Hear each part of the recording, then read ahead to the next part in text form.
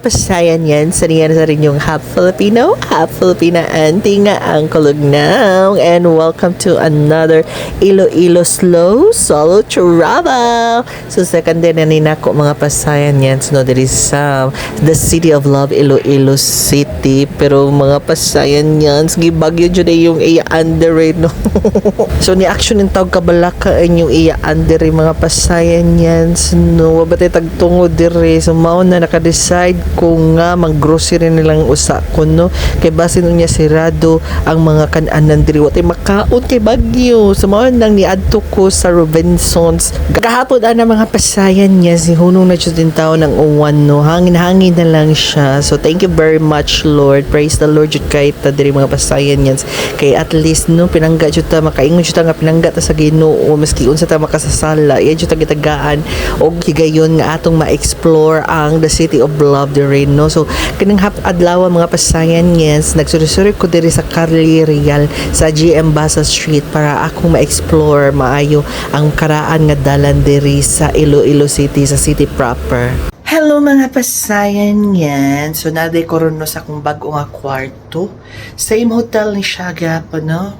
Pero ki-transfer ko nila kay tungod day nagbanaw ang akong kwarto tungod sa bagyo day. Wala na to katong mga nindot kay nga bintana dagko nga bintana. Mao na lang na akong bintana diri.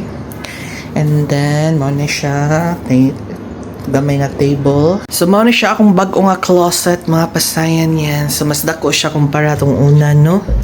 Pero duha gyapon hanger. Mo na akong mga gamit. Mao ra jud akong gamit diri mga pasayan yan. Ay napadi diri akong gisangit. Okay ko nagdagdagan kay wa ko'y plano kayo nga mag sorry. And then mao ni siya ang CR. Gamay no ang CR pero okay ra mas importante di magbanaw. Komportable ramang gihapon ang akong pagtulog diri mga pasayan yan.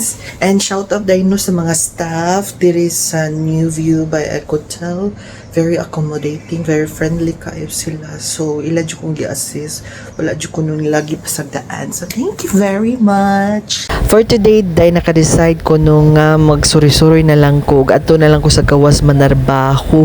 Kaya naguba ang internet sa akong kwarto, day. So, mao na, plano na ko aning adlaw kay mo adto sa Atria. Padulong na ko ani Atria mga pasayan yan no. Og mag-jeep gihapon ko no kay wala tay budget para pang taxi and maayo ilang transportation diri mga pasayan yan diri sa Iloilo City kay dili ka masaog dai sayon ra siya memorization kung unsa imong sakyan kung mag-jeep ka. So mo ni siya nakuron sa Atria mga pasayan yan no. Hindi siya nga lugar mga pasayan yan daghang mga restaurants. So marag ma-enjoy jud ka diri pa picture kay hindi kaya ang ambience. Pero marag din bagay sa akong budget ng lugar. Marag din pag ako ang budget no. Kay marag walay tag diri. Tag 100 nga pagkaon. So sosyala ni siya nga lugar mga pasayan yan. So hopefully makakita tag baratohon diri no.